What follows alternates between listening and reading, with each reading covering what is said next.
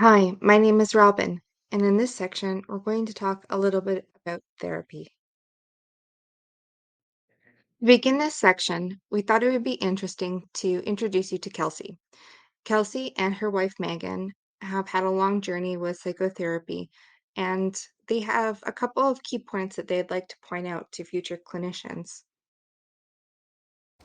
So, one thing that clinical psychologists could keep in mind when working with queer or same sex couples is finding the tension between recognizing that their experience is likely different from that of hetero couples while also not othering them. An example of this would be if you are engaging with clients or patients and they are wanting to talk about sex or their sex life or something, not making a distinction between sex or gay sex or queer sex. Because what it does is it tells the queer couple that their sex is different. It is not the norm. It is not potentially as valuable or meaningful, and it very clearly makes the queer couple feel like they are that much more different than a hetero couple. And also, a big element of that is particularly if you're in a same sex female couple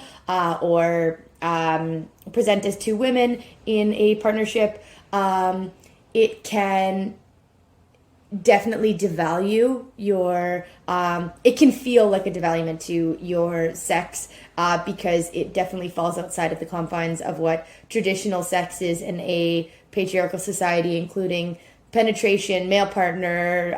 So just keeping it as simple as referring to it as sex, because even as society we often are kind of discussing how we define sex, or participate in sexual activity. So if your understanding of what sex is as limited as penetrative sex between a man and a woman, then you don't really have a lot of space for queer couples as they work through their sexuality or explore their sex lives or want to talk about it.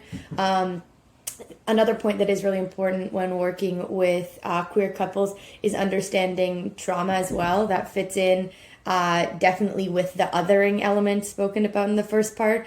Or a high percentage of queer individuals are coming in with trauma, be it from familial rejection, social rejection, friends, and an element again of that is this othering thing, feeling on the outsides, not feeling connected. So any sort of engaging with queer couples that makes them feel as though they are different, not necessarily in a positive way, but that they are different or on the outside of something, again, really can contribute to really hammering in trauma that they may already have. Thank you, Kelsey, for sharing your experience with us. I think it was a good reminder for us all to remember that these are not just topics, but there's individuals behind them, and that our words are affecting. There's a lot of nuance to be thought of, and that therapy is so individualistic. To look at a ton of case studies and their fine, minute details that are involved, um, that would be pretty hard to do in 30 minutes. So I would like to discuss a couple of studies that have been done with successful group therapies, therapies involving specific problems, more looking at large groups than individuals. Acceptance and commitment therapy for self stigma around sexual orientation. This is a relatively new therapy that's being used for those who show distress associated with thoughts to do with sexual orientation, called internalized homophobia, which is defined as the self stigma around sexual orientation linked to same sex attraction. Internal homophobia often leads to mental health distress, including stress, anxiety, depression, and thoughts of suicide. The goal of this therapy is to decrease experiential avoidance and increase the client's psychological flexibility while experiencing private events such as self stigmatizing thoughts. This occurs by allowing the thoughts to occur rather than avoid, while diffusing them, focusing on value based action. This next study examines group therapy. Group therapy specific to navigating and finding resolution of sexual orientation and religious conflict.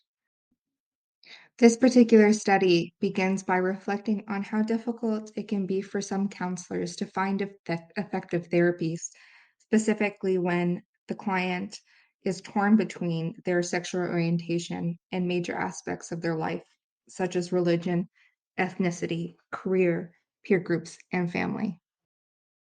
These clients often come from religious backgrounds that celebrate heterosexuality as normative while condemning deviation. Being in a group setting allows them to learn new ways of thinking of themselves, to evaluate and adapt to what feels congruent to their lives rather than that background. It can help them feel less stigmatized and less isolated. It can help clients feel more capable of managing these concerns and these conflicts when those who have shared those concerns offer guidance, support, and feedback to this shared problem. And it can help each other build self-esteem and create more comfort with their identities. Created using Powtoon.